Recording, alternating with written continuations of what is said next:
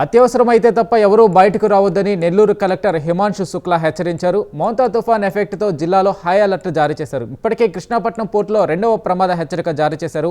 ఎగువ ప్రాంతాల నుంచి వస్తున్న నీటితో సోమశిల, కండలేరు జలాశయాలు నిండుకుండలా మారాయి. పెన్నా నదికి 1,00,000 క్యూసెక్కులకు పైగా నీటిని విడుదల చేసి సముద్రంలోకి విడుదల చేశారు.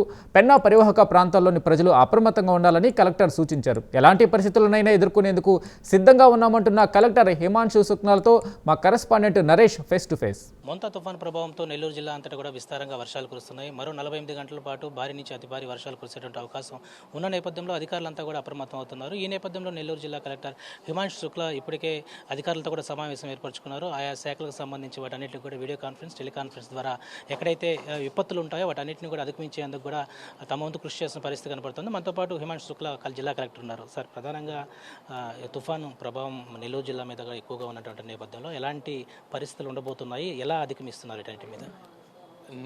ఈ సైక్లోన్ ప్రభావం వల్ల నెల్లూరు జిల్లాలో ఈరోజు రాత్రి 10 నుంచి మార్నింగ్ 10 వరకు కొంచెం ఎక్కువ వర్షం పడే అవకాశం ఉంటుంది. ఆ సందర్భంగా జిల్లాలో 144 రిలీఫ్ సెంటర్స్ రెడీగా ఉంచుకున్నాము.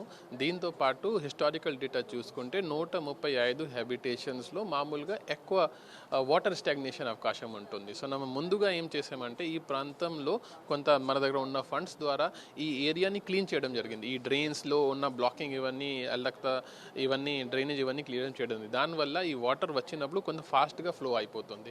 ఆ తర్వాత ఇప్పుడు జిల్లాలో కొత్తగా ఏం చేసామంటే ఇప్పుడే కొంత డీసెంట్రలైజ్ రైతు బజార్స్ పెట్టడం జరిగింది. మామూలుగా వర్షం పడినప్పుడు ఈ కూరగాయ రేట్ ఇవన్నీ పెరుగుతాయి, ఈ కంప్లైంట్ వస్తాయి. కానీ ముందే దీనికి పెట్టిన వల్ల ఈ వర్షం వల్ల కూడా దీనివల్ల ప్రాబ్లం రాకుండా చూడడం జరుగుతుంది. జిల్లాలో ఇప్పటికే తీర ప్రాంతాల్లో కూడా మీరు విజిట్ చేశారు. తీర ప్రాంతాలు ఉన్నటువంటి ముప్పు ప్రాంతాలు 9 మండలాల్లో కూడా ఉన్నాయి. ఏంటి ఆ మండలాల పరిస్థితి ఎలా ఉంది? వాళ్ళని ఎక్కడ ఇప్పటికే తెరిచారు? సో ప్రస్తుతం ఎవరికి షిఫ్ట్ చేయడానికి సమస్య రాలేదు. మనకి ఓన్లీ ఒక 1 డే ప్రభావం ఉంటుంది. ఈ టైంలో కొంచెం ఇంటిలో ఉండి కొంచెం క్షేమంగా ఉంటే సరిపోతుంది. ఇంకొకటి, ఏదైతే మోంతా తుఫాన్ ప్రభావం రేపటి నెల్లూరు జిల్లాలో ఎక్కువగా ఉంటుంది కదా. రేపు ఇప్పటికే ఈరోజు స్కూల్స్కి కూడా సెలవులు ఇవ్వడం జరిగింది. రేపు ఎలా ఉండబోతున్న పరిస్థితి ఒకవేళ వర్ష ప్రభావం ఎక్కువ ఉంటే?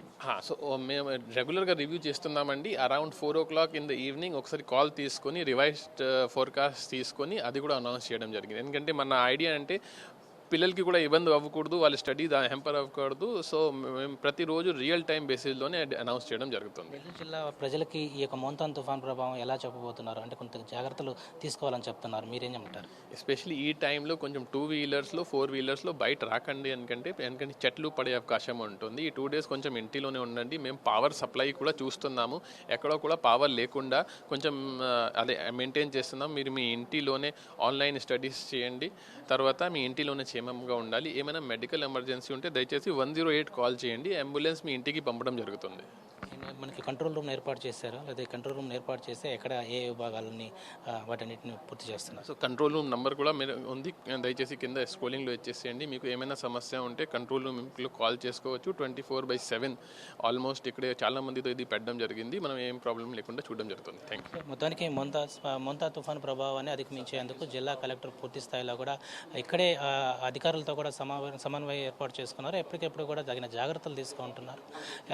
సైక్లోన్ ఉన్నటువంటి ముప్పు ఉన్నటువంటి ప్రాంతాలను కూడా దాదాపు 135 ఉన్నట్టుగా గమనించారు. అదేవిధంగా 145 పునరావాస కేంద్రాలను కూడా ఏర్పాటు చేసుకుని ఎప్పటికెప్పుడు కూడా జాగ్రత్తలు తీసుకుంటున్నారు. ఏదేమైనా కూడా మోంతా తుఫాన్ ప్రభావం మరో 48 గంటల పాటు నెల్లూరు జిల్లా మీద ఉన్న నేపథ్యంలో అధికారులంతా కూడా వాటన్నిటిని అధిగమించేందుకు కూడా తగిన వంతు జాగ్రత్తలు తీసుకున్న పరిస్థితి కనపడుతుంది. ఇది జిల్లా కలెక్టర్ మోంతా తుఫాన్ ప్రభావ అప్డేట్. కెమెరా పర్సన్ వెంకయ్యతో జిల్లా కలెక్టర్ కార్యాలయం నుంచి నెల్లూరు.